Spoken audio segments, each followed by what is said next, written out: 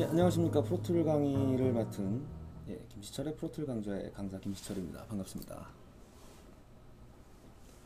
예, 오늘 날짜는 2012년 8월 28일이고요. 지금 현재 시간은 8시 45분을 지나고 있습니다. 밖에는 태풍이 불어서 뭐 나무가 부러지고 신호등이 주저앉고 거의 재앙 수준인데, 여기 구리시에는 그다지 크게 바람이 많이 불거나 비가 많이 오거나 하지는 않는 것 같습니다. 지방에 이제 제주도나 이런 데 보니까 배가 뒤집어지고 굉장히 좀 재난이 많은 것 같은데, 혹시라도 피해 입으셨다면 잘 복구하시길 바랍니다. 지난 거의 2달을 쉬어가지고 제가 지금 좀 약간 방송 진행이 어색한데요. 여러분 좀 양해해 주시고요. 그리고 이 화면의 녹화는 뉴 아이패드로 되고 있고, 그리고 녹음은 지난번에 협찬이 들어왔던 아포지사의 마이크로 녹음이 되고 있습니다. 얼만큼의 음질로 재생이 될지는 저는 잘 모르겠고요. 아마 여러분들은 들으시면 아실 것 같습니다. 그리고 또 한 가지 협찬이 들어온 이벤트를 한다고 하는데요. 광고 페이지에는 나가고 있고요. 이 재즈라는 책입니다. 지은이 그리고 옹기니 나와 있고요. 그리고 재즈 기원에서부터 오늘날까지 라는 굉장히 두꺼운 책입니다. 딱 보기에도 두껍죠. 읽어보신 분들의 표현에 의하면 거의 교재 수준이다 라고 하더라고요. 저는 겉표지만 보고 처음 펼쳐봤습니다. 굉장히 두껍습니다. 글자체도 굉장히 작고요. 이벤트를 한다고 하니까요. 이벤트 페이지 참고하시고요. 관심 있으신 분들은 좀 보시기 바랍니다. 일단은 인사말은 여기까지 하겠고요. 바로 강의에 들어가도록 하겠습니다. 지난 시간에는 이제 프로툴로 녹음을 시작하는 것까지만 이제 진행을 했는데요. 지난번에 드럼 녹음을 했었죠. 짧게 한 약 거의 1분가량만 녹음을 해놨는데, 지난 시간에는 이제 딱 녹음까지만 진행을 하고 이제 정리를 했었습니다. 이제 이 녹음한 것을 가지고 약간 활용도 해보고, 그리고 이 프로툴 화면상에 나오는 이런 여러가지 이런 인서트나 샌드나 이 I/O, 이게 도대체 무엇인지, 인풋, 아웃풋, 그리고 오토, 그리고 그룹 없음, 이렇게 된 거 있죠. 펜이라고 되어 있는 것들, 그리고 이제 그 밑에 페이더, 이런 것들에 대해서 좀 설명을 해드리고, 이제 이걸 어떻게 활용을 하느냐를 이제 좀 설명을 드릴게요. 지난 시간에는 이제 녹음을 해서 약 1분가량 녹음된 것들이 있습니다. 이 파일들을 보시면 아시겠지만 거의 1분, 57초 이 정도 가량인데요. 일단은 이거는 그대로 두도록 하고요. 이 녹음된 파일들은 그대로 두도록 하고, 화면부터 한번 볼게요. 지금 현재 보이는 이 창, 이게 에딧 창이라고 합니다. 에딧 창이라고 하고요. 그냥 이 화면을 보면서 넌리니어 편집이라고 흔히 하죠. 방송국에서 사실 넌리니어로 편집하냐? 이렇게 물어보긴 합니다. 이 넌리니어 방식으로 편집을 하기 위해서 화면상에 다 펼쳐놓고 이제 이렇게 지울 건 지우고, 자를 건 자르고, 잘라서 이렇게 화면 한 개 한 개 오디오 파일들을 클릭해서 옮길 건 옮기고, 이런 식의 옮기고 아니면 붙이고, 이런 것들을 하나하나 설명을 해드리겠습니다. 이렇게 옮기는 화면들을 이렇게 보는 이 창을 에딧 창이라고 하고요. 이게 에딧 창이고, 이제 믹스 창, 흔히 보면 이 창 있죠.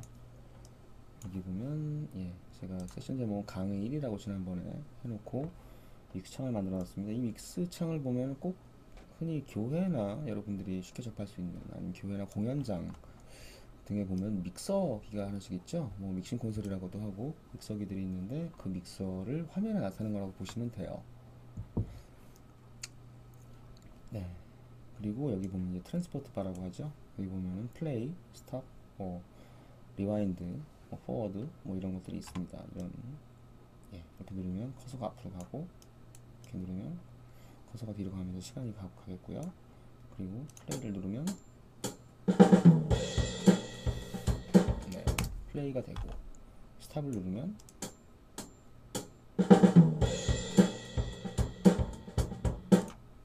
이렇게 스탑이 됩니다. 그리고 뭐 맨 처음으로 나오죠.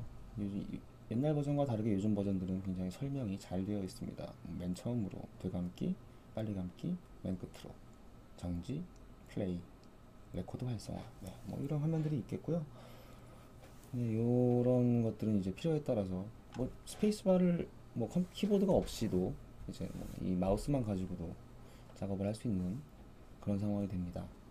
그리고 여기 보면 또 프리롤, 포스트롤, 뭐 시작, 끝, 길이, 뭐 이런 것들이 젠 MTC, 뭐 이건 제너레이트 MTC라는 말인데요. 뭐 다른 하드웨어가 있어야 되는 거기 때문에 이 부분들, 싱크에 관한 부분들은 나중에 또 설명을 해드릴 시간이 있을 겁니다. 그리고 뭐 카운트 오프, 뭐 박자, 템포, 그리고 이런 부분들, 뭐 지휘자 그림이 있겠고요. 지휘자로 보이시는지 모르겠는데 지휘자 그림이 있고 메트로놈 그림이 있고 뭐 이런 것들 나중에 따로 설명을 드릴게요. 네, 그리고 이제 여기 보면 이제 카운터죠. 흔히 뭐 이 화면에서 보면 빅 카운터라고 하는데요. 이 카운터는 원래 여기도 똑같이 나옵니다. 근데 이걸 좀 더 크게 돌아가고 있다는 걸 크게 볼 수 있는 뭐 이런 거죠. 네, 뭔가 소리가 나오고 있는데 작은 소리로 녹음된 부분들이 있습니다. 보면 그리고 파형들을 좀 넓게 보면, 위아래로 크게 보면 이렇게 앞에 잡음들이 녹음이 되어 있죠. 이런 것들은 나중에 삭제를 해야 되는 부분이고요. 일단 에디 창에 이 삭제나 뭔가 붙이는 건 이 에디 창에서만 진행할 수 있습니다. 이렇게 딜레이트 버튼을 눌러서 삭제를 할 수 있겠고요. 그러면 네, 소리 뭐 아무것도 안 나오지 소리가? 근데 다시 나오는 게 한 스프레이라는 네, 무슨 소리가 나오죠? 이쪽에 조그맣게 보시면 이제 미터가 뜨죠. 네, 이런 잡음들입니다. 녹음 전에 이제 준비하기 위해서 했던 이런 잡음들이라서 이런 거는 나중에 제거를 다 해줘야 되는 부분들이고요. 다시 화면을 좀 좁혀보겠습니다. 예, 이 정도 되겠고요. 이제 이게 에디 창이었고 이제 이게 믹스 창입니다. 아까 얘기한 믹서 같은 그런 모양새인데요. 실제로 믹서입니다. 그냥 믹서라고 생각하시고 사용을 하면 되는데 이제 흔히 프로툴을 처음에 사용하시는 분들이 가장 크게 크다기보다 잘 모르고 그냥 사용하시는 분들 중에 대부분이 믹서를 잘 모르세요. 그러니까 믹싱 콘솔에 대해서 아무런 거의 개념이 없는 상태에서 그냥 이걸 프로툴을 잡고 이제 뭔가를 하다 보니까 어떻게 쓰는 거지라고 굉장히 헷갈리게 됩니다. 근데 시스템 전반을 이해해야만 이게 좀 원활한 사용이 가능한데 시스템 전반을 이해하기 좀 쉽지 않거든요. 근데 일단 프로툴을 원활하게 쓰기 위해서는 뭐 믹싱 콘솔에 대해서 약간 공부를 해두시는 게 좋아요. 믹싱 콘솔에 뭐 들어있는 것들이 이제 맨 위에 마이크 프리, 그 다음에 뭐 EQ나 또는 고급 제품은 콘솔 뭐 컴프도 있겠고요. 그 밑에 억스가 있고 그리고 그 밑에 팬이 있고 그리고 그 밑에 페이더가 있습니다. 그 팬과 페이더 사이에는 이 화면과 똑같이 솔로나 뮤트 버튼이 있겠고요. 보통 그런 식으로 한 채널이 위에서 아래로 시그널이 흐르고요. 이 시그널이 위에서 아래로 흐른 다음에 마스터 개념으로 가서 이제 마스터 그룹이라고 할게요. 그룹으로 가게 돼서 그 그룹에서 이제 최종 아웃풋 레프트 라이트로 나가게 됩니다. 그래서 스피커로 나가게 되는데 프로툴도 거의 같은 개념이에요. 그렇게 쓰시면 됩니다. 뭐 제가 과거에 강의를 할 때는 이제 뭐 여러분 프로툴 어떻게 쓰십니까? 저는 보통 간단하게 쓸 때는 뭐 맥키 1604처럼 사용하기도 하고 근데 큰 믹싱을 할 때는 SSL이나 리브 콘솔처럼 이 세션들을 만들어서 사용하기도 합니다라고 보통 이렇게 해서 설명을 드리는데 요즘은 이제 믹서에 대한 개념, 믹서를 많이 보지 않으셔가지고 대부분 이제 인터페이스와 프로그램만 딱 가지고 작업을 하시는 분들이 많아서 믹서에 관한 부분은 나중에 한번 설명을 한번 다시 해드릴게요. 아주 그렇게 어려운 건 아닌데 사실 제일 어려운 거는 오히려 컴프레서나 아웃보드 리버브 아니면 이퀄라이저를 언제 어느 때 어떻게 사용해야 하는지 뭐 이런 것들이 어려운 거지 사실은 뭐 믹서나 아니면 뭐 스피커들 뭐 이렇게 기본적으로 뭔가 있는 이런 거 특히나 믹서가 사실 다루기가 제일 쉽습니다. 좀 시그널들을 모아서 그걸 이제 어느 정도의 밸런스를 가지고 이제 밖으로 내보내느냐 이건데, 그걸 운영하는 그 기술은 사실 기술이라고 하기가 좀 모호할 정도로 굉장히 쉬워요. 근데 보기엔 굉장히 많은 버튼과 노브들과 그리고 페이더들이 쫙 있어서 굉장히 거대해 보이고 약간 겁먹기도 합니다, 가끔. 근데 사실 겁먹을 게 아니라요, 그 한 줄이 40개가 모여 있거나 6개가 모여 있거나 뭐 8개가 모여 있거나 16개가 모여 있거나 뭐 56개가 모여 있거나 이런 차이라서 그건 사실 어려운 게 아닙니다. 그러니까 흔히 뭐 대형 녹음실에 가셔서 녹음을 쫙 하시는데 뭐 여긴 48채널에 SSL 콘솔이 있어라고 하면 우와 이게 아니라 그냥 이 한 줄이 48개가 있다고 보시면 돼요. 그 같은 역할을 하는데 48개가 있고 이제 그거를 모아서 뭐 그룹이든 마스터든 모아서 최종 믹스다운을 하거나 투 트랙으로 내보내는 뭐 이런 역할을 하는 거라서 복잡해 보이지만 간단하게 깹니다. 뭐 얼거나 뭐 아니면 뭐 다루기 어렵다고 복잡하다고 막 고개를 설레설레 하실 필요는 없고요. 이제 그것들이 이 화면 안에 모여져 있다고 보시면 돼요. 여기 흔히 보면 이제 인서트, 이 인서트라는 거는 믹서에 보면은 이제 인서트 샌드 리턴, 인서트 신호를 이렇게 들어오고 있는 신호를 위에서부터 아래로 쭉 들어오고 있는 신호를 인서트 샌드로 다른 아웃보드로 보내는데 컴프레서나 이퀄라이저나 보내서 그 신호를 보내서 그 컴프레싱 또는 이퀄라이징을 한 다음에 다시 리턴을 해서 들어오는 인서트 리턴을 통해서 들어오는 건데, 이게 하나로 모여 있다고 보시면 돼요. 저기 보면 인서트 없음이라고 되어 있죠. 그럼 시그널은 바로 위에서 아래로 흐릅니다.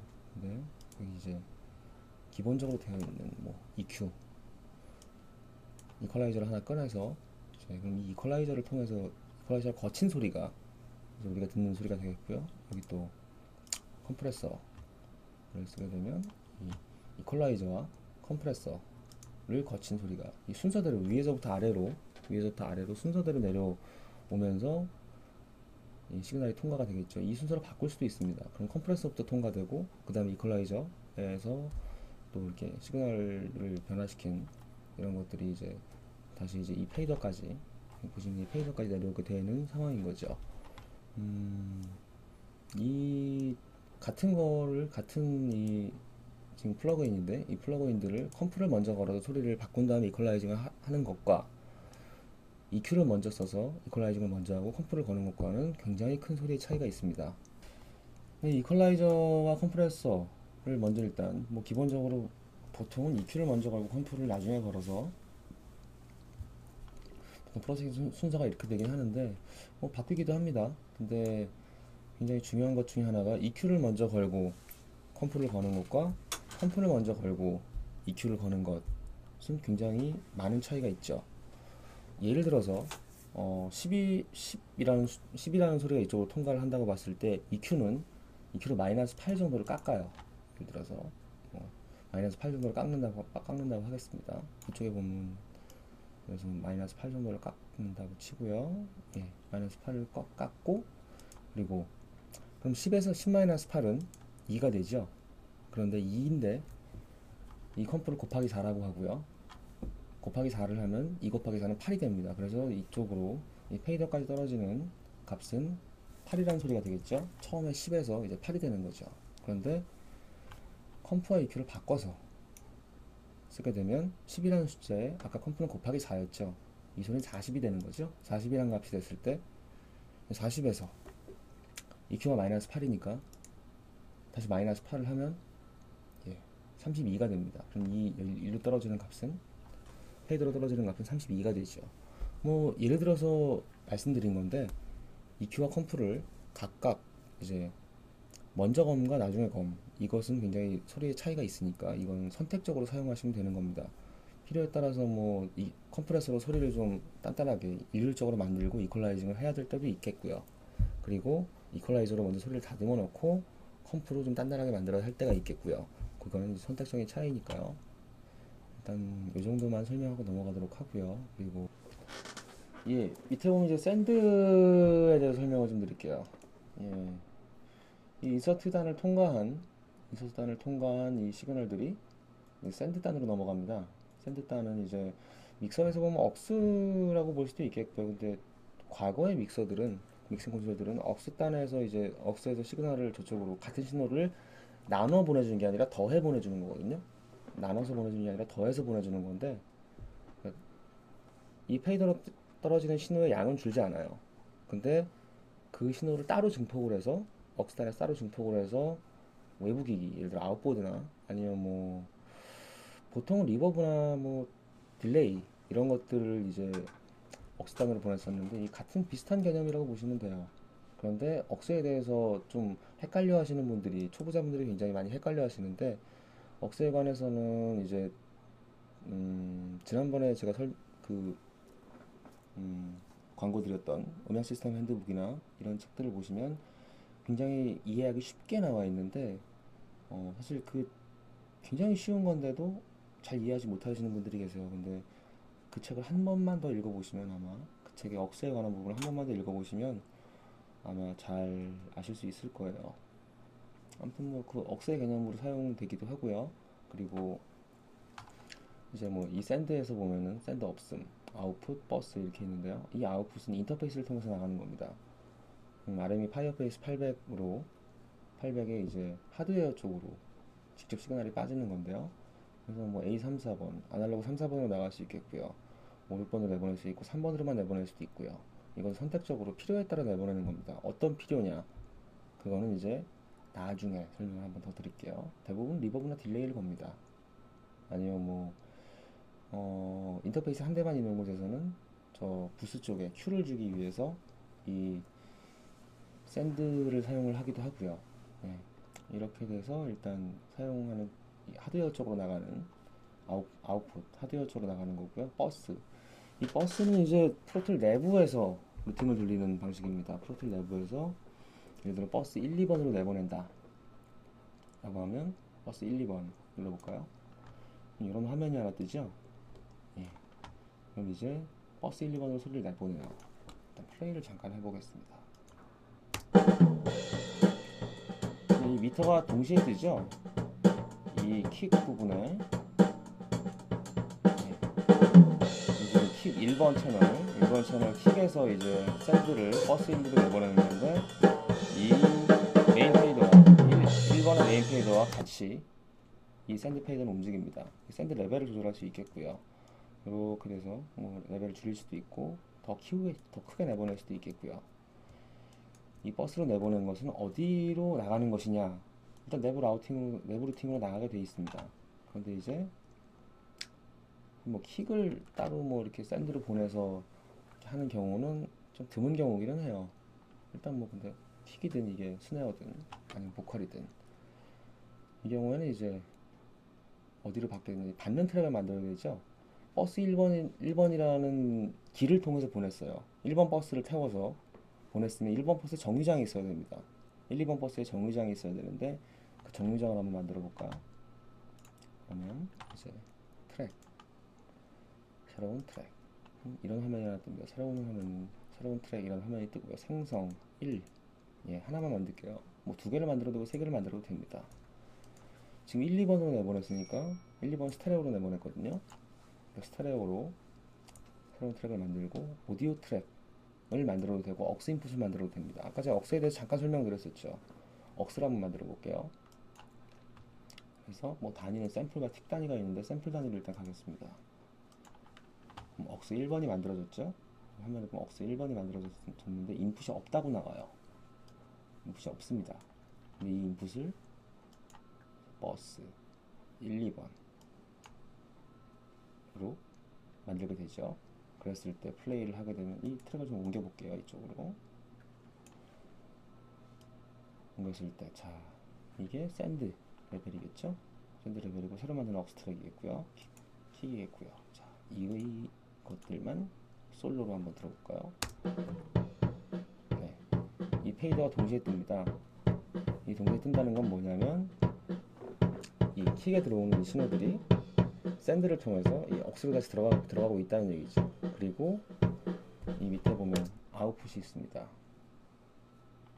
아까 만든 억스 트랙을 볼까요? 억스 트랙에서 이 아웃풋이 이제 1, 2번 흔히 지금 이 스튜디오의 루팅은요 프로토 1, 2번 아웃풋이 이 데인저러스 디박스 제가 예전에 리뷰를 썼던 제품이기도 한데, 데인저러스 D박스의 인풋 셀렉트에 보면 DAW 인풋으로, 지금 화면에 나오는지 안 나오는지 모르겠습니다. DAW 인풋으로 인풋을 받게 돼 있어요. 그래서 인풋을 받게 돼 있어서, 네, 이것들을 이제 이 모니터 컨트롤러를 통해서 출력을 하게 되어 있는 이런 방식인데, A1, 2번이 이 인풋 셀렉트, D박스 인풋 셀렉트의 DAW 인풋에 물려 있습니다. 현재 그렇게 해서 지금 듣게 되는 거고요. 그렇게 해서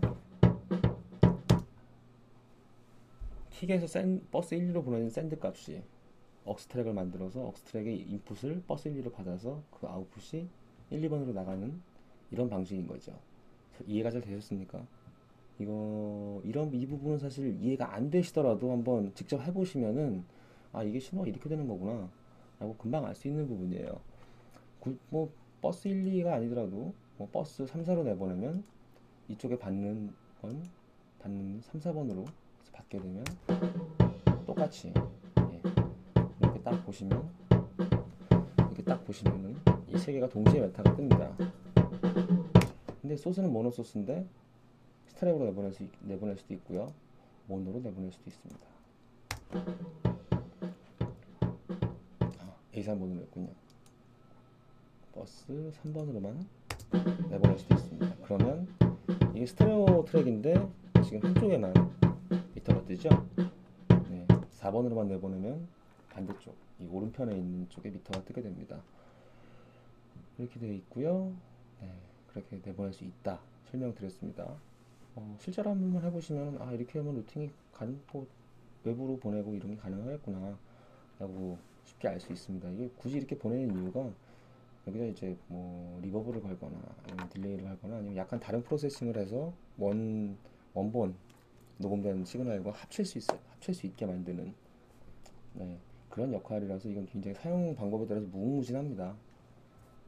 원소스를 그대로 두고 새롭게 샌드로 보낸 값을 거기서 뭐 컴프레싱이든 아니면 뭐 이퀄라이징이든 이런 걸 많이 해서 원본과 붙여서 완전히 다른 킥 소리를 만들 수도 있고요, 완전히 다른 종류의 소리를 만들어낼 수 있는 거기 때문에 여러분들의 창의력과 응용력에 따라서 굉장히 많은 것들을 할 수 있는, 굉장히 열려있는 그런 방식의 루팅 방식이죠. 그러니까 많이 한번 시도를 해보세요.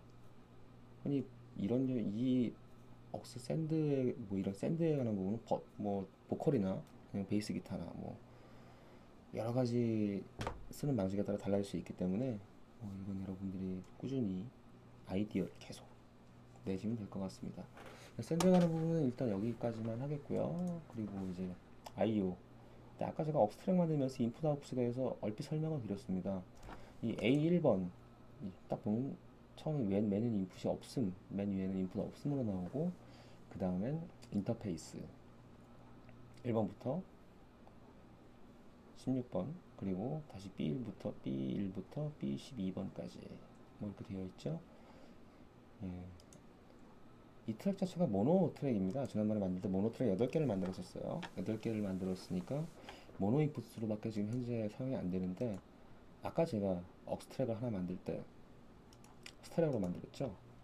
네, 보겠습니다. 인터페이스 A1, 2. 그럼 A1, 2로 되는 시그널들이 이미 바로 들어오게 되는 거예요. 1번, 2번인 거죠, 사실은. 1, 2가 합쳐져서 뭐 이렇게 스테레오 채널이라는 게 모노트랙 두 개를 합친 겁니다. 모노트랙 두 개를 합쳐서 그냥 하나로 컨트롤하기 쉽게, 예, 해놓은 거라서 뭐 모노트랙 두 개라고 봐도 무방해요. 흔히 아날로그 믹서에도 스테레오 채널들이 있어요. 스테레오 인풋을 받아서 인풋이 두 개죠. 근데 페이더는 하나입니다. 그리고 뭐 펜도 하나고요. 근데 그 펜은 센터에 놨을 때는 양쪽에서 찢어져서 나가는 거고, 펜을 이렇게 돌리면은 좌측으로 돌리면은 이제 오른쪽에 있던 소리가 같이 좌측으로 가거나, 뭐 왼쪽에 있던 소리가 오른쪽으로 가거나, 이렇게 돌릴 때마다, 예, 그렇게 되는 거고요. 네. 그래서 이제 인풋은 이런 식으로 인터페이스로 직접 인풋을 받을 수 있겠고, 아까 얘기한 버스로 받을 수도 있겠고요. 그리고 뭐 이 인터페이스 인풋을 뭐 여러 군데서, 예를 들어 인터페이스나 버스로 받아서 이렇게 사용을 해가지고, 이거 역시도 여러분들이 창의력과 뭐 이런 것들에 대해서 많은 도전이 되는 그런 것 중에 하나입니다. 많이 이렇게 좀 연구를 해보셔서 프로툴 내부 루팅으로만으로도 굉장히 많은 것들을, 많은 믹스나 뭐 이런 것들을, 방식을 본인 취향에 맞는 걸 만들어 볼 수 있는데요. 그 가장 기본이 되는 게 이 샌드랑, 이 샌드와 IO, 인풋 아웃풋입니다. 그리고 또 하나, 이 인서트에서도 역시 이 IO를 설정할 수 있는데요.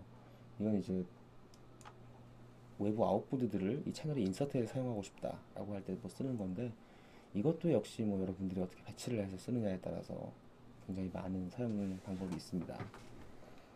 이렇게 해서 쭉 넘어가서요. 이 보면 오토라고 되어 있죠. 이 오토, 오프, 리드, 터치, 렛치, 라이트가 있습니다. 이 콘솔 오토메이션이 아니라 트랙 오토메이션에 관한 개념인데요. 이 부분은 나중에 설명드리겠습니다. 이 오토메이션만으로도 1시간 내내 떠들어도 거의 뭐 부족할 정도로 많은 양이 나오기 때문에 이 오토메이션은 나중에, 그렇지만 나중에 간략하게 설명을 드리겠습니다. 그리고 그 밑에 보면 이 그룹 없음 뭐 이 부분이 나오는데요. 이 부분은 좀 잠시 후에 설명을 드리겠고요. 그리고 이 펜, 예, 가운데다 놓으면 이 모노소스가 센터에서 나옵니다. 예, 지금 여러분들은 어떻게 들으실지 모르겠지만 실제로는 양쪽 스피커의 가운데서 지금 킥 소리가 나고 있거든요. 이 펜을 좌로 왼쪽으로 옮기면 왼쪽 스피커에서만 소리가 나고요. 오른쪽으로 옮기면 오른쪽에서만 소리가 납니다. 그런데 중간에 오른쪽에 한 45도쯤 놔볼까요? 그럼 완전히 오른쪽이 아니라 정말 45도쯤 되는 곳에 소리가 나는 상황이 되죠. 과거에 이제 비틀즈의 뭐 서전 페퍼스 롤링 하트 밴드 같은 앨범에서 보면은 실제로 그 당시만 해도 펜은 왼쪽, 오른쪽, 센터밖에 놓을 수가 없었습니다. 그 당시 장비들이 그렇기 때문에 그렇게밖에 놓을 수 없었는데, 그 앨범을 들어보면 킥이 왼쪽에서 나온다든지, 뭐 스네어가 오른쪽에서만 나온다든지, 뭐 이런 식의 뭐 패닝이나 뭐 이런 것들이 되어 있었죠. 굉장히 혁신적인 사운드라고 당시에는 말을 했던 건데, 지금 상황에서 보면은 약간 뭐 혁신적이라기보다는 혁신적이긴 하나 뭐 약간 과하구나라고 느낄 수도 있는 뭐 그런 거지만, 당시에는 완전히 왼쪽, 완전히 오른쪽, 그리고 가운데, 이거 이외에는 펜을 돌릴 수 있는 방법이 없었어요. 그렇기 때문에 지금은 뭐 많이 개선이 되고 기술이 발전했기 때문에 약간 뭐 왼쪽으로 20, 뭐 오른쪽으로 20, 또는 뭐 오른쪽으로 45, 뭐 왼쪽으로 7, 굉장히 미세하게 조정이 가능합니다. 근데 이것도 아날로그 믹서에서는 이 펜을 조금 돌리고 안 돌리고에 따라서 뭐 조금만 돌리는데 훅 넘어가는 것도 있고요. 많이 돌리는데 조금만 넘어가는 것도 있고, 이런 식이라서 이거는 뭐 아날로그 장비를 사용하시는 분들은 사용하는 것에 따라서 좀 익숙해지는 거에 따라서 좀 다르겠지만, 프로툴에서는 굉장히 정밀하게 패닝이 가능합니다. 뭐 왼쪽 끝으로 오른쪽 끝으로 넘어가는 걸 100으로 봤을 때 뭐 50 정도만 간다 그러면은 얘들 한 절반쯤 가게 되는 거고요. 얘들 한20 정도만 간다 그러면 거의 센터에 가까워지는 소리가 납니다. 이 부분은 뭐 이렇게 들려드리기가 조금, 이 녹음되고 있는 마이크가 그거를 들려드리기는 좀 힘들 것 같고요. 그래서 펜 값을 이렇게 조절할 수가 있겠고요. 그리고 이제 그 밑에 S와 M, 그리고 무언지 모를 붉은색 버튼이 있습니다. 그러면 이 붉은색 버튼을 누르면 얘가 깜빡깜빡함과 동시에 이 볼륨이라고 방금 떴었는데, 이게 페이더라고 하거든요. 근데 볼륨이라고 나오는데 볼륨이라고 친절하게 나옵니다. 볼륨 값을 조절하는 이제 그런 페이더이죠. 뭐 디지털 컨트롤 되는, 프로그램상에서 알고리즘으로 컨트롤되는 이 방식인 건데, 이렇게 해서 볼륨을 좀 올리거나 줄이거나 내릴 수 있겠고요. 녹음 레벨엔 직접 영향을 미치지 않습니다. 모니터 레벨에만 영향을 주는 그런 페이더인 거죠. 일단 빨간색 버튼을 누르면 이제 녹음할 준비가 되어 있다, 이 트랙은 녹음할 준비가 되어 있다, 레코드 레디, 뭐 레코드 암이라고도 하고요. 레디 되어 있는 상태고요. 일단 뭐 지난번에 제가 이 부분을 설명을 한번 드린 것 같아요. 빨간 버튼을 눌렀을 때 레코딩 될 준비가 되어 있다 라고 하는 것들은 얘기가 되어 있으니까 넘어가도록 하겠고요. 이 솔로, 말 그대로 솔로입니다. 이제 킥 소리밖에 안 들리죠. 킥 소리가 더 크게 들리는 겁니다. 사실은 모든 마이크를 다 열어놨었기 때문에 이 킥 마이크에도 뭐 스네어나 뭐 하이햇이나 오버헤드, 뭐 심벌의 소리가 들어가 있는데 일단 기본적으로 킥 채널에 녹음된 소리만 예상이 되게 되어 있는 거고요. 그리고 이번엔 스네어만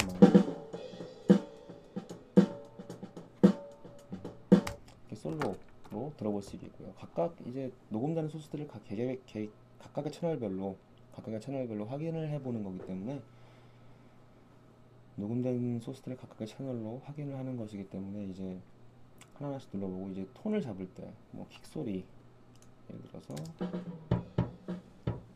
드럼 세트를 동시에 열어놓고 킥의 소리에 대해서 이제 이퀄라이징이나 컴프레싱을 하기도 하고요. 아니면 뭐 전체를 다 열어놓고 스네어 뭐 밸런스를 잡고 뭐 그렇게도 하겠지만 각각의 시그널들에 대해서 킥 소리에 대해서 조금 더 정밀하게 소리를 잡아야 할 때 그때는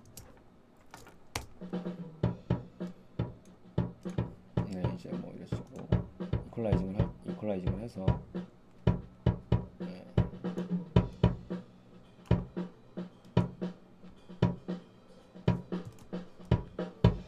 이퀄라이징을 이렇게 하고 이제 저음을 뭐 그냥 테스트상 그냥 해보는 겁니다. 네, 이렇게 해서 뭐 레벨을 잡겠고 뭐 이퀄라이징을 하겠고요.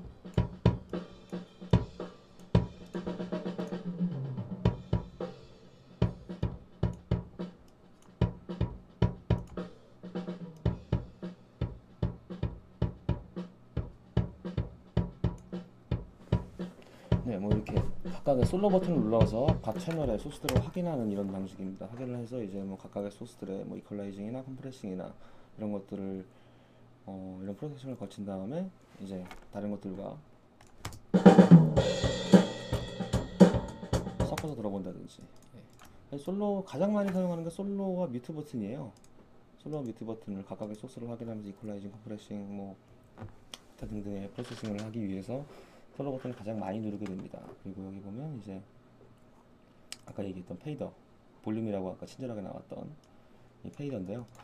이 믹서, 흔히 아날로그 믹서를 보면 이제 사람들이 흔히 얘기하는 이렇게 올렸다 내렸다 하는 이게 그 페이더입니다. 이게 화면상에 이렇게 나와 있는 건데요. 볼륨값 조절하는 겁니다. 볼륨값을 조절하고 가장 많이 쓰이는 것 중에 하나이고요. 어찌 보면 엔지니어들이나 이 밸런스를 잡을 때 EQ나 컴프로 밸런스를 잡는 것보다는 페이더로 밸런스를 잡는 경우가 훨씬 더 많습니다. 이 페이더로 이제 밸런스를 좀 잡아가면서 소리의 크기, 사실 어떤 것보다 음향에서 가장 중요한 게 소리의 크기입니다. 크기가 모든 걸 지배하는 뭐 그런 상황이기 때문에 아무리 이 스네어 소리가 예쁘고 잘 잡혀 있어도 소리가 다른 것에 묻혀버리거나 이러면 아무리 예쁜 소리라도 들리지 않게 되겠죠. 소리는 들려야 되는 거기 때문에 모든 건 이 소리에 좌우되는 부분이 많습니다. 이 소리의 크기를 조절하는 게 바로 이 페이더겠고요. 엔지니어들 이제 음향을 하시는 분들 또는 뭐 혼자 집에서 자편곡을 하시는 분들 이퀄라이저나 컴프레서를 만지는 것보다 이 페이더를 만져서 볼륨 밸런스를 조절하는 것들, 이 페이더만을 가지고 모든 것들이 잘 들리게 만드는 이런 것들부터 시작을 하시는 것이 이제 이 프로툴이든 아니면 큐베이스든 누엔도든 가장 중요한 것 중에 하나겠죠. 밸런스를 잡아서 여러분들 귀에 잘 들리게 하는, 음악을 좀 더 음악적으로 들리게 하는 그런 것들의 시작은 이 페이더입니다. 그러니 화면상에 이렇게 나와 있죠. 보면 볼륨이라고 이렇게 적혀 있습니다. VOL 뭐 마이너스 12 이렇게 되어 있는데요. 마이너스 12 아까 좀 전에 제가 12로 맞췄는데 12로 됐는데 여기서 조금만 작으면 좋겠다 해도 0.1만큼만 더 작았으면 이게 마우스 트랙으로 이렇게 트랙볼로 움직일 수 있는 게 아니기 때문에 조금 잡아서 되게 조금 내리면 정말 지금 되게 조금 움직였거든요. 0.3dB밖에 안 움직입니다.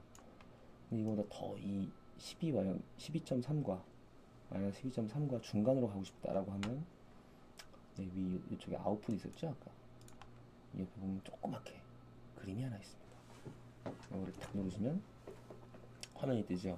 여기다가 더블 클릭을 더블이 아니라 그냥 한 번만 딱 클릭하시고 마이너스 12.1 누르시면 12.1로 갑니다. 되게 미세하게 움직일 때는 사실 되게 막 심장이 막 정말 조금 움직여야 되는데 막 이렇게 안 됐구나. 이게 아니라 이 화면을 불러내셔서 그냥 마이너스 12.1 간단하게 치시면 네, 마이너스 12.1로 갑니다. 이렇게 해서 이 볼륨 페이더 뭐 좀 조절을 할 수가 있겠고요.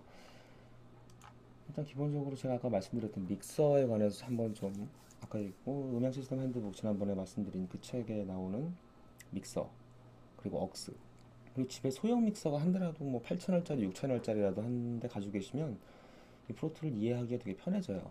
이 믹스 창과 에디 창에 대해서 이해하기 굉장히 편해지는데 일단은 이 에디 창에 관해서 보이는 것에 대한 설명은 여기까지만 하겠습니다. 네, 지금 믹스 창에 대해서 설명을 드리다 조금 말았는데요. 네, 다음 부분 이제 보이는 것에 대해서 설명은 일단 다 끝난 것 같습니다. 근데 이제 여기서 좀 더 뭔가 추가해서 볼 수 있는 그런 화면들이 있어요. 지금 이제 인서트 창부터 보겠습니다. 인서트 창에 인서트를 총 지금 5개를 걸 수가 있는데 5개 플러그인을 쓸 수 있는 거겠죠. 뭐 EQ를 또 쓰고 처음 믹스를 하다 보면은 이런 경우가 좀 생겨요. 예를 들어서 뭐 이 킥 소리를 굉장히 많이 바꾸고 싶다 또는 아니면 뭐 굉장히 많이 프로세싱을 하고 싶은데 EQ를 예를 들어서 뭐 EQ를 2개를 쓰고 먼저 EQ를 2개를 쓰고 2개를 뭐 이런 식으로 쓴다고 일단 가정을 하겠습니다. 컴포스터하고 뭔가 빼고 또 컴프를 쓰고 다른 컴프를 또 쓰고 싶어요. 예, 이 플러그인은 이제 LA2A라는 굉장히 전설적인 컴프레서를 네, 전설적인 컴프레서를 에뮬레이팅 한 겁니다. 이 컴프도 쓰고 싶고요. 그리고 또 보면 여기 또 피그차일드 660이라고 있는데 이건 페어차일드 660이라는 컴프를 이제 이것도 역시 에뮬레이팅한 그런 겁니다. 이걸 쓰고 나서 뭔가 좀 더 쓰고 싶어요. 근데 현재 이 창에서는 더 이상 뭐 5개 이상은 인서트를 걸 수가 없습니다. 근데 보기 메뉴를 좀 보겠습니다. 뭐 영어는 뷰겠죠. 뷰 메뉴를 보면 믹스 윈도우 뷰를 볼게요. 그러면 이제 인서트를 A부터 E까지밖에 없는데 여기서 F부터 J까지 인서트 창이 5개가 들어가죠. 총 10개의 인서트를 걸 수가 있습니다. 10개 플러그인을 한 차례 쓸 수 있는 거예요. 과거 버전 이제 지금 이 버전이 프로툴 9 버전인데요. 프로툴 9 버전 이전에 이제 프로툴 7까지는 인서트가 5개밖에 되지 않았어요. 5개밖에 인서트를 쓸 수 없었기 때문에 이 트랙에서 뭔가 좀 플러그인을 또 쓰고 싶다. 플러그인을 또 쓰고 싶다라고 하면 이 아웃풋을 뭐 어떻게 버스 뭐니 7번이라고 해서 7번으로 돌리고 다시 뭐 억스 트랙을 하나 또 만들어서 모노 억스 트랙을 만들어서 네, 다시 또 버스 7번으로 받고 그리고 여기다 또 플러그인을 뭐 이제 또 기상천외한 플러그인들 뭐, 예, 뭐 에비로드 뭐 이런 이런 플러그인을 또 쓰고 또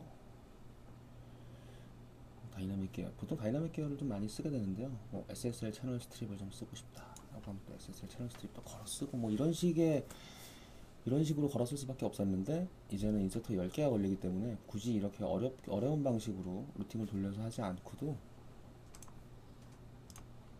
그냥 여기서 바로 아까 썼던 이제 뭐 이런 플러그인들 아까 썼던 플러그인들 있죠? 이 채널에 바로 연결해서 쓸 수가 있습니다. 바로 이렇게 인서트를 쓸 수가 있겠고요. 그리고 이 인서트도 총 10개의 인서트가 있는데 샌드 역시도 지금 5개밖에 샌드가 안 되죠. 그래서 뭐 저쪽으로 뭐 이 소스를 지금 이 킥인데 이 킥 소스를 뭐 다른 곳으로 보내서 뭔가를 좀 더 해가지고 다시 루팅을 돌려서 받고 싶다라고 했을 때 A부터 E까지밖에 없는데요. 아까 보기 메뉴에 살짝 눈 좋으신 분들은 보셨을 겁니다. 이 밑에 샌드도 F부터 J까지 샌드를 넣어서 창을 늘릴 수가 있겠고요. 이렇게 해서 뭐 샌드를 10개를 보낼 수가 있어요. 아웃보드를 10개 보낼 수가 있겠고 외부로 보내거나 내부 루팅을 돌리거나 이렇게 해서 보내서 사용을 할 수가 있는 겁니다. 여기서 중요한 거 한 가지요. 이 샌드를 보낼 때 이 샌드를 열어볼까요? 지금 뭐 버스 3번으로 보내게 되어 있는데 지금 뮤트가 되어 있죠. 뮤트를 풀고 하얀색으로 바뀝니다. 뮤트를 걸면 다시 뭐 어두운 잿빛, 잿빛이라고 하겠습니다. 잿빛으로 바뀌죠. 이 상태에서 이 샌드 값은요, 위에 플러그인 값이 먹여진 게 플러그인이 걸린 소리가 샌드가 되는 거예요. 근데 이제 플러그인 값도 걸려 있고, 그리고 이 페이더 값 이후에 볼까요? 킹만 이렇게 해서 보내고 있습니다. 일단 A12로 내보낼게요. 근데 이 페이더 값을 줄이면 이 샌드 값이 줄어들죠. 페이더의 거친 소리가 샌드 값으로 나가는 겁니다. 샌드 값이 같이 줄어요. 같이 줄게 되는데 이제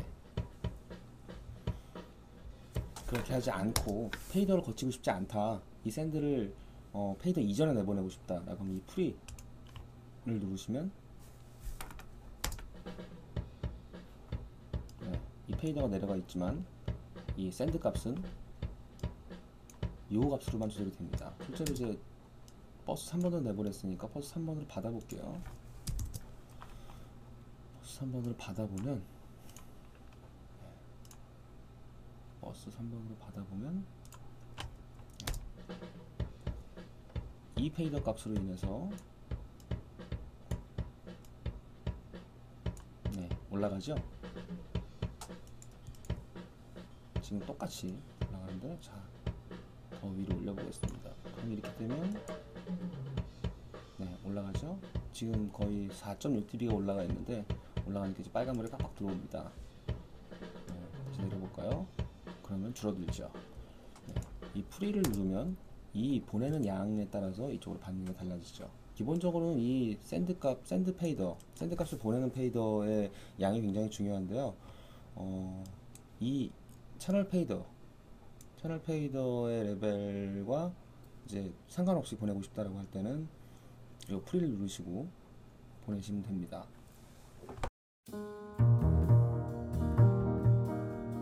네, 뭐 설명을 하다 잠시 기술상 문제로 잠깐 끊어졌다가 다시 한번 가보도록 하겠습니다. 잠시만요. 네. 제가 아까 사람이 없어서 사진을 한 장 놓고 하고 있습니다. 예쁜지 안 예쁜지 모르겠는데 일단 쳐다보는 눈빛이 그윽하여 일단 사진을 놓고 전체 사진을 보고 지금 카메라가 아닌 사진을 보고 촬영을 하고 있습니다. 아까 샌드에 대해서 설명을 하다 말았는데요. 쪽이 그러니까 뭐 샌드 FJ, 그러니까 F부터 J까지 5개가 더 생성이 된다고 말씀을 드렸었죠. 근데 이 중에서 이제 제가 아까 말씀드리다 만 부분이 이 샌드를 놨을 때, 이 샌드 값은요, 이 채널 페이더 레벨에 영향을 받습니다. 채널 페이더 크게 영향을 받기 때문에 플레이를 한번 해볼까요?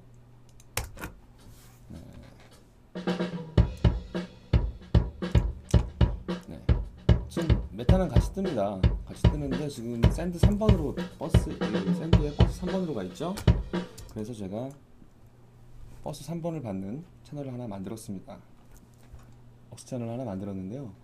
억스 채널 하나 만들어서 이제 플레이를 시켜보면요. 잠시 방해되니까 다른 트랙들은 보이지 않게 좀 만들어 놓겠습니다. 3개만 딱 보고요. 이것까지. 요 3개의 억스 트랙 만들어 놓은 거 이것만 볼게요. 이렇게만 보시면 이 3개의 매단은 동시에 다 같이 뜹니다. 보이시죠? 버스 3번으로 보내는 이 신호를 이 3번 버스로 받아서 똑같이 매다가 뜨고 있죠 지금. 그런데 이제 이 채널 페이더를 내려볼까요? 채널 페이더를 내리면 이쪽 버스 3번으로 가는 이 레벨도 줄어듭니다. 버스 3번으로 가는 레벨도 줄어들게 되죠. 이 두 페이더는 동시에 같이 움직이게 되고요. 한마디로 얘기하면 이 샌드 페이더는요, 샌드 값의 레벨은 이 채널 페이더 영향을 받아서 채널 페이더가 내려가면 줄어들면 저로 가는 신호가 줄어들면 버스 3번으로 가는 양도 줄어듭니다. 이 부분은 선택적으로 바꿀 수가 있습니다. 선택적으로 바꿀 수가 있는데요. 이 샌드 창을 열어놓고 이 프리 버튼을 누르면요, 파란색으로 프리가 활성화가 됩니다. 이랬을 때는 플레이를 해보면 이 채널 페이더를 줄여도 샌드 값의 양은 변하지 않습니다. 올려도 줄어들지 않고요, 내려도 줄어들지 않습니다. 이 부분은 선택적으로 사용을 하실 수 있는 부분이기 때문에 이 채널 페이드에 영향을 받지 않고 나는 이 플러그인과 뭐 이런 것들을 프로세싱 한 것들을 다른 샌드를 보내고 싶다, 버스 3번으로 보내고 싶다라고 하면, 이 채널 페이드에 영향을 받지 않고 보내고 싶다라고 하면 이제 프리 버튼을 누르시면 되고요. 프리 버튼이 빠져 있는 상태에서는 이 채널 페이드에 영향을 받게 되니까 줄어들거나 늘어나게 됩니다. 이 부분들은 이제 선택적으로 사용을 하시면 될 것 같고요. 그리고 여기서 한 가지, 맥킨토시를 사용하시는 분들은 옵션 키를 누르거나, 이제 IBM을 사용하시는 분은 Alt 키 같아요. 근데 키보드 옆에 걸 누르시면 돼요. 한영 버튼 있죠? 한영 전환이나 한문 버튼, 한글 키보드인 경우에는 그 옆에 걸 누르시면 Alt 키일 겁니다. Alt 키를 누르시고 이 페이더 값이 막 이렇게 왔다 갔다 하죠. 이렇게 조절하다가 그냥 제로 값으로 다시 한번 가고 싶다, 그럴 때는 그 키를 누르시고 옵션 키, 맥킨토시니까 옵션 키를 누르겠습니다. 옵션 키를 누르고 페이더를 클릭을 하면 제로 값으로 가죠. 큐베이스나 누엔도나 다 마찬가지인 것 같아요. 로직도 이런 기능이 있고요. 그리고 하다못해 메트리칼로에서 쓰는 미오 콘솔에도 옵션 키를 누르면 제로 값으로 갑니다. 굉장히 많은 부분들이 그렇고요. 펜 값 역시도 조금씩 돌아가 있다가도 옵션 키를 누르고 펜을 클릭하면 제로로 돌아가죠. 모든 게 제로 값으로 돌아가는 게 이제 옵션 키를 누르면 제로 값으로 돌아가게 됩니다. 일단 단축키라고 하기엔 좀 그렇고요. 쉽게 사용하기 위한 팁이라고 보시면 됩니다. 이렇게 해서 일단 이 믹스 창에 관해서는 끝났고요. 대부분 보여지는 거에 대해서는 끝이 났습니다. 믹스 창은 접겠고요. 사실 믹스 창보다는 에디 창을 훨씬 더 많이 봅니다. 그 이유가 뭐냐면 이 웨이브 파일들을 편집을 해야 되고, 또는 가끔 가다가 이 부분이 너무 커서, 제가 까맣게 이 부분이 너무 커서 좀 줄여야 되거나, 아니면 작아서 이 부분이 너무 작아서 키워야 되거나 할 때, 이럴 때 이제 오디오 스위트, 이 부분 나중에 또 설명을 드리겠지만 게인이라는 이 플러그인을 써서 이 부분을 키우거나 9dB를 키운다든지, 아니면 9dB를 줄인다, 이 부분을 9dB를 줄인다든지, 그래서 줄인다든지 이런 용도나, 아니면 그 외에 믹스를 하다 보면은, 믹스나 편집을 하다 보면 선택적인 구간을 계속 들어야 될 때가 있어요. 그때는 이렇게 해가지고 이렇게 이 부분을 드래그 한 다음에 이 부분만 플레이가 되게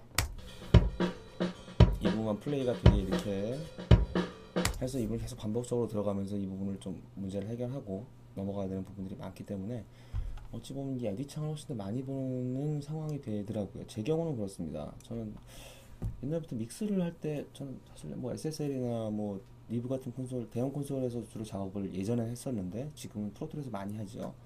그 습관 때문에 저는 사실 맨 처음엔 믹스 창을 많이 봤어요. 근데 실제로 작업을 진행을 하다 보니까 편집이라든지 플러그인 화면도 많이 보게 되고, 이러다 보니까 에디 창을 더 많이 보게 됐습니다. 저는 실제로 이 곡이 전체를 한 덩어리로 봤을 때 어느 정도 가고 있구나 라고 했을 때, 이 느낌, 이 후반부에 갔을 때 어떤 느낌으로 가지고 좀 더 어디를 고조시켜야 하지 라고 했을 때, 이 곡 전체를 하나를 놓고 봤을 때 이제 중간 부분이다, 브릿지 부분이다, 아니면 이제 후크 부분이다, 이럴 때 이 부분에서 어떻게 처리를 해야 되겠구나, 이게 화면으로도 보여지는 것들이, 시각적으로 보여지는 것들이 있어서 저는 사실 에디 창을 더 많이 봅니다. 근데 제가 아는 다른 분들은 믹스 창을 더 많이 보시는 분들도 많아요. 근데 그건 역시 개인 차이인 것 같습니다. 지금 이 에디 창을 보면은 사실 믹스 창이랑 다른 거라고는 웨이브 파형이 보인다는 겁니다. 아까 제가 믹스 창에서 설명드리다 만 게 있는데, 좀 들이다만 게 있는데, 가만히 보면 이 에디 창에서는 이 트랙이라든지, 지금 여기 보이시죠? 이 트랙이라든지 아니면 이 레전, 오디오 풀, 누엔도에서 얘기하는 오디오 풀이라고 하는 이런 것들 여기서도 보이게 할 수 있어요.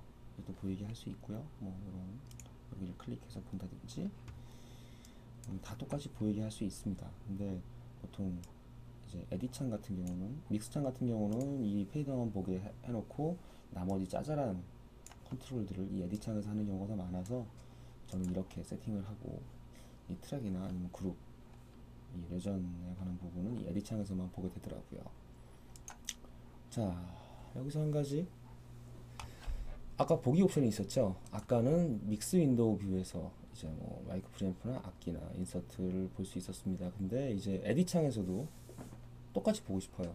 편집 윈도우 뷰, 네, 에디트 윈도우니까 편집 윈도우겠죠. 뷰에서 아까 커멘트,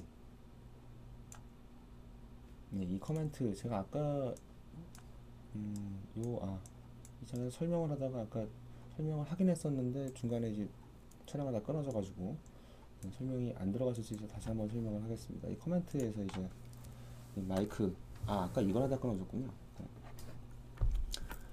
지난번 녹음에서 이제 킥 마이크는 AKG D11이라는 마이크를 썼습니다.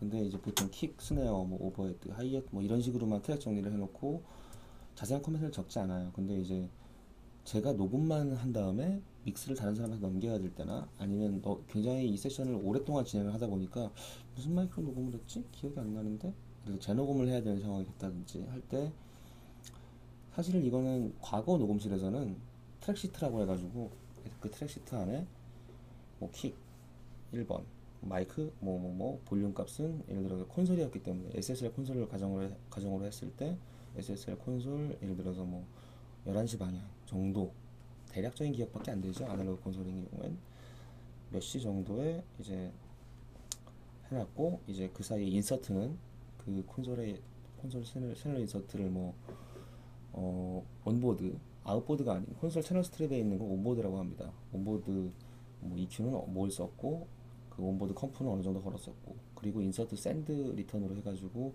LA2A 컴프를 이제 어느 정도 어느 세팅으로 썼다라고 굉장히 자세하게 기록하는 부분이 있어요. 근데 그거를 이제 기록할 수 있게, 어느 정도 기록할 수 있게 해놓는 부분인데, 마이크를 이제 AKG D12로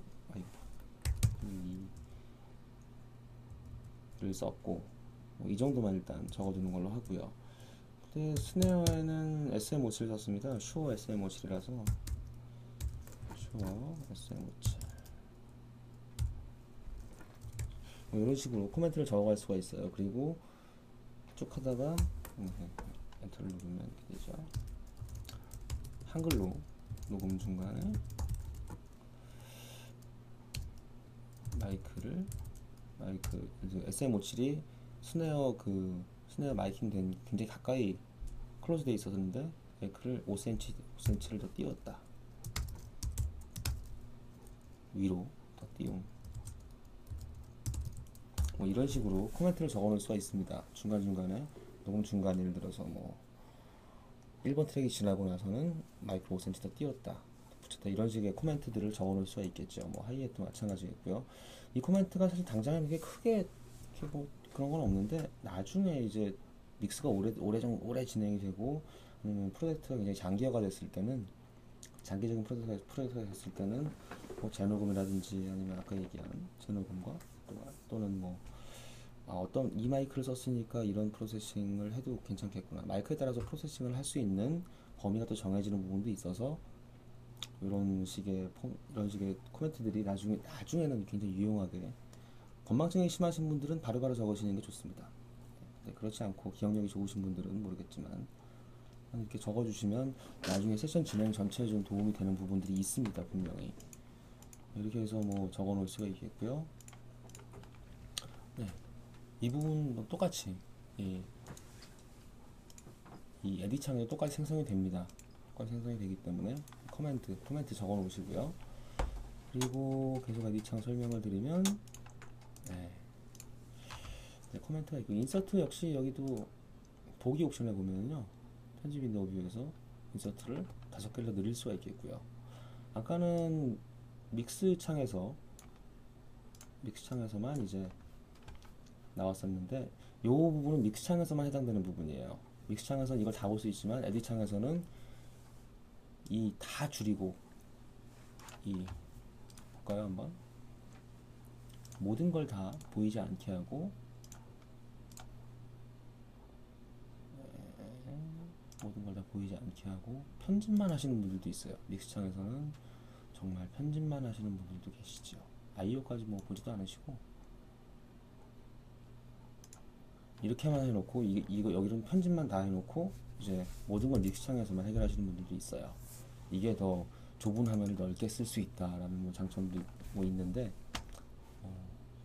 이렇게 하나도 안 보고 이렇게 나는 이렇게 클리어해야만 작업할 수 있어 라고 하시는 분들도 계세요. 깔끔하신 분들은 그렇긴 한데 전 지저분하게 다 보고 합니다. 여기서는 이제 저는 다 꺼내놓고 하는 스타일이라 네, 여기서 보기 옵션에서도 이렇게 뭐 편집 윈도우에서 하나씩 볼 수도 있는데요. 바로 요 화면 있죠 여기. 네, 여기를 보면 바로 모든 걸 다 꺼내놓을 수가 있죠.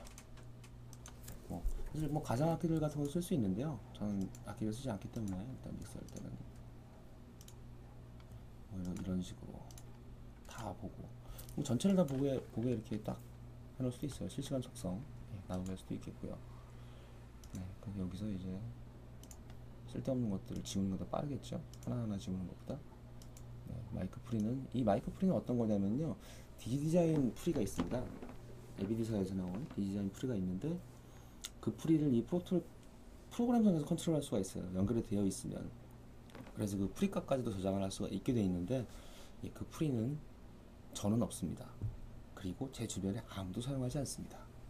이유가 뭘까요? 네, 알아서 판단하시면 됩니다. 네, 제 주변에는 아무도 쓰지 않는 것 같아요. 네. 나쁜 프리는 아닌 것 같고 가격대도 상당히 가격대 역시도 뭐 나쁘지 않은 8채널 프로툴 상에서 컨트롤 가능한 굉장히 편리할 것 같아요. 굉장히 편리하기도 하고 뭐 디자인 뭐 셋업 불러오기도 편할 테고 근데 왜 아무도 사용 안 할까요? 네, 그건 여러분들이 좀 알아보시면 될 것 같습니다. 이렇게 해서 이 마이크 프리앰프 값 이렇게 컨트롤할 수가 있겠고요. 이 정도 이렇게 다 꺼내놓고 작업을 하시면 됩니다. 전부 다 아까 그 믹스 창에서 꺼낼 수 있는 거죠. 이 색깔 역시도 네, 아까 보니까 이제 이 색깔을 뭐 그룹별로 뭐 지정을 해놓을 수도 있겠고요. 네, 뭐 그룹별로 이렇게 색깔을 지정해 놓을 수도 있겠고 뭐 색깔 지정하는 게 사실은 굉장히 편안합니다. 굉장히 편리한 기능 중에 하나예요. 이 그룹을 정해서 이 드럼 그룹은 예를 들어 전체 다 파란색 이라든지 아니면 뭐 일단 한번 지워볼까요? 아까 만들었던 업스트랙을 좀 지워보고 처음 녹음한 그 파일들이죠. 그 시간 그대로인데 지금 이렇게 해서 각각 지금 트랙마다 색깔이 다른데 이 색깔들도 전체를 다 맞출 수 있습니다. 네, 그 부분 이제 드럼 그룹별로 파란색, 코러스는 코러스 그룹대로 빨간색, 보컬은 보컬 그룹대로 검은색, 뭐 기타는 기타 그룹대로 회색 뭐 이렇게 맞춰 쓸 수가 있기 때문에 나중에 믹스가 길어지거나 장기가 됐을 때는 그 색깔을 보고 이렇게 빨리빨리 왔다 갔다 할 수 있는 그런 팁들이 생기겠죠. 네, 뭐 이렇게 색깔들을 바꿀 수 있습니다. 이 색깔 부분은 이제 뭐 트랙 컬러에 대한 부분은 아까 제가 믹스 창에서 설명을 드렸었고요. 네, 이렇게 해서 뭐 색깔까지 설명이 됐고요. 일단은 제가 기본적으로 이제 아까 말씀드렸던 샌드라든지 아니면 인서트 그리고 이 그룹에 대해서 좀 설명을 드린 것 같고요. 간단하게 뭐 편집을 잠깐 해보면 아까 제가 뭐 쓸데없이 녹음 전에 아까 중간 앞부분에 녹음된 이런 것들 있죠. 지금 보면 안 보이는데 쓸데없이 이제 녹음이 된 부분. 저는 아까 단축키로 막 이걸 늘렸다 줄였다 했는데 여기 이제 보면 보면 이제 아까는 제가 단축키로 이렇게 단축키가 있어서 이렇게 했었는데 실제로는 이 부분을 이렇게 클릭을 하시면 이 부분을 클릭하시면 늘어났다가 아랫부분을 클릭하면 내려가고 뭐 이런 식이 됩니다. 자, 이렇게 해서 사실 이 윗부분을 클릭을 해서 계속 클릭하다 보면은 이제 앞부분에 쓸데없이 녹음된 부분들이 나오죠. 간단하게 편집하면은 자 이런 부분들을 쭉 드래그를 해서 드레이트 키를 누르면 지워집니다. 그리고 뒷부분 한번 볼까요? 뒷부분은 녹음이 다 끝나고 심벌 소리가 사라지고 나서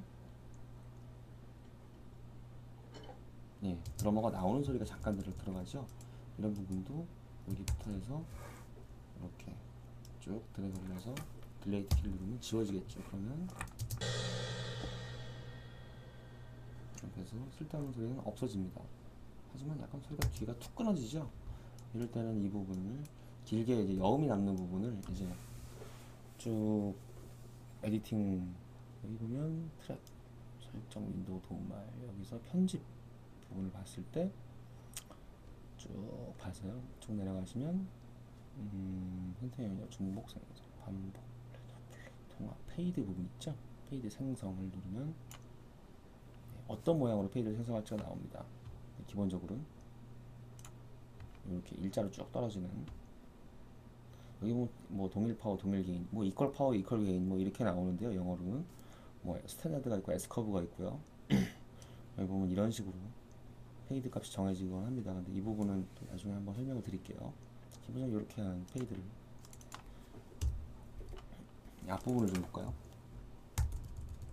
앞부분을 보시면 또 쭉 그리고 이 시작되는 부분이 뭔가 아무것도 없을 것 같지만 나중에 믹스하는 과정이 되면은 굉장히 작은 소리가 증폭이 됩니다. 컴프레싱을 많이 하게 되고 또 이퀄라이징을 많이 하게 돼서 지금 안 들리는 소리가 나중에 들리게 되거든요. 그때 이제 시작하는 부분을 좀 매끄럽게 하기 위해서 앞부분도 페이드를 만들고 가는 경우가 많습니다. 아까 보았을 때 편집 메뉴에서 페이드가 있었죠.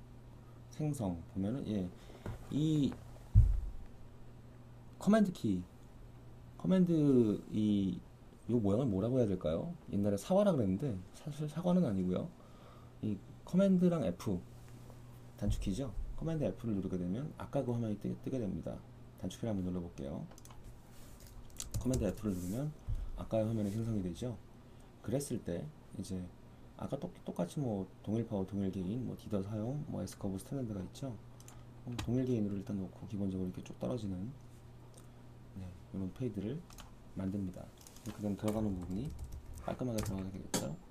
지금 이런 부분은 잘 들리진 않지만 나중에 이제 전체 트랙을 정리할 때 이제 앞뒤 페이드는 유용하게 굉장히 자주 해야 되는 부분이에요. 그래서 이런 커맨드 F 같은 이런 단축키들은 이건 크로스페이드에 관한 부분인데 이 커맨드 F에 관한 이 단축키들은 좀 알아두시면 좋을 것 같고요. 커맨드 F입니다. 그리고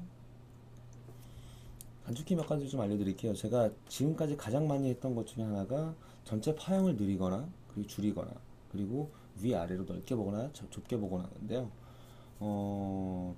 파형을 늘리고 줄이는 거는 프로토 HD 버전을 사용하시는 분들은 이제 키보드 R을 누르면 줄어듭니다. 그리고 T 버튼을 누르면 R과 T는 서로 옆에 붙어 있거든요. 키보드를 보셔서 R 버튼과 T 버튼을 한번 보세요. R 버튼은 바로 옆에 붙어 있습니다. 그래서 R 버튼을 누르고 T 버튼을 누르고 R 버튼을 누르면 줄어들고 T 버튼을 누르면 늘어납니다. 이미 전체를 잡아서 그런데요. 특정 구간을 넓게 보고 싶다라고 하면 특정 구간을 누른 다음에 T 버튼을 계속 눌러주시면 이 부분이 이제 늘어나는 부분을 볼 수가 있겠죠. 근데 저는 굉장히 오래전부터 프로툴을 사용을 해와가지고 옛날 프로툴 LE 버전일 때 그러니까 뭐 5.13 LE 버전 이럴 때는 이 단축키를 쓸 수가 없었어요. 단축키 자체가 좀 이건 HD 버전에서만 쓸 수 있는 단축키였고 LE 버전에서는 커맨드랑 이 자판 P 옆에 두 개가 이제 가로를 이제 이 가로 이 Shift를 누르면 이제 가로가 되고 뭐 이런 키인데 이걸 늘렸다가 그 옆에 가로 왼쪽 가로 오른쪽 가로로 늘렸다 줄였다 하는 이런 단축키밖에 쓸 수가 없었는데 저는 최초에 사용했던 게 프로툴 LE 버전이라서 이거에 익숙해서 느리고 줄이는 건 이렇게 하게 되더라고요. 이렇게 해서 느리고 줄이고 그리고 아까 제가 그 파형을 위아래로 줄이는 거 지금 계속 보여드렸었는데, 커맨드 옵션을 누르고 제가 했던 그 가로 있죠? 네. 왼쪽 가로를 누르면 이제 파형이 줄어들고요. 오른쪽 가로를 누르면 파형이 위아래로 늘어납니다. 넓게 보고 좁게 보고 뭐 이런 거죠. 자, 그런데 아까 R과 T를 눌렀을 때 좌우로 됐을 때 좌우로 이렇게 파형이 이렇게 좌우로 늘어나는 거였는데, 커맨드 옵션을 누르고 R 버튼과 T 버튼을 누르면 아무 변화가 없습니다. 네. 이 단축키는 이렇게 커맨드와 옵션과 괄호 버튼을 눌러서 이렇게 위아래로 늘렸다 줄였다 할 수 있는 그런 상황이 되죠. 실제로 편집을 굉장히 빨리 해야 할 때 막 느리고 줄이고 해가지고 어떤 부분 일정 부분을 딱 찾아서 늘리고, 자, 이 부분을 자르고 싶다라고 했다 잘라서 다시 뭐 이 뚜둥 중에 이 하나를 줄이고 싶어요. 그랬을 때 다음 거 뚜둥을 빨리 잽싸게 찾아서 지운 다음에 뭐 여기서 셔플 모드로 또 모드 선택을 하게 되어 있는 부분이 있는데, 셔플 모드를 눌렀을 때는 이 부분을 지우면 파형이 앞으로 전체가 옮겨집니다. 전체를 한번 볼까요? 네. 언두를 해보겠습니다. 언두는 뭐 한글 구치를 쓰시든 MS 워드를 쓰시든 언두는 커맨드 Z죠. 네, 보이시나요? 언두, 리두. 이제 이렇게 보면 잘 안 보이는데요. 언두, 자른 거 여기고요. 자, 이게 지금 현재 하나를 잘라가지고 앞으로 민 거고요. 다시 언두를 하면 뒤로 늘어나죠. 네, 이런 식으로 뭐 할 수가 있는데, 이 파형을 느리고 줄이는 거에 대해서는 굉장히 자주 사용하게 됩니다. 어떤 단축키보다도 이걸 가장 많이 사용할 거예요. 그러니까 이 부분을 이제 확실히 좀 많이 이렇게 연습을 해두시면은 뭐 사용하기 어렵지 않으실 거예요. R이나 T 버튼 눌러서 이렇게 하는 방법도 있겠고요. 뭐 아니면 아까 말씀드린 대로 커맨드 버튼과 이제 가로, 좌우 가로 버튼으로 이렇게 할 수도 있습니다. 그 외에 뭐 방금 제가 이 부분을 나눴었죠. 나눴는데 이 부분 이 레전이 나눠진 부분을 고칠 수 있는 힐 세퍼레이션이라고 영어로 되어 있는데, 예, 한글 메뉴는 뭔지 모르겠습니다. 근데 힐이라는 게 뭔가 치유하다 이런 거죠. 그래서 힐의 첫 글자는 H잖아요. 그래서 커맨드 H를 누르면 임의로 나눴던 동일 파일들이 이렇게 나누죠. 이렇게. 예, 지금 제가 뭘로 나누고 있냐면 B 버튼을 누르면, B 키를 누르면 그냥 이제 나눠집니다. 이렇게 해서, 네, 이 스크럽 툴을 사용해서, 스크럽 툴이든가요?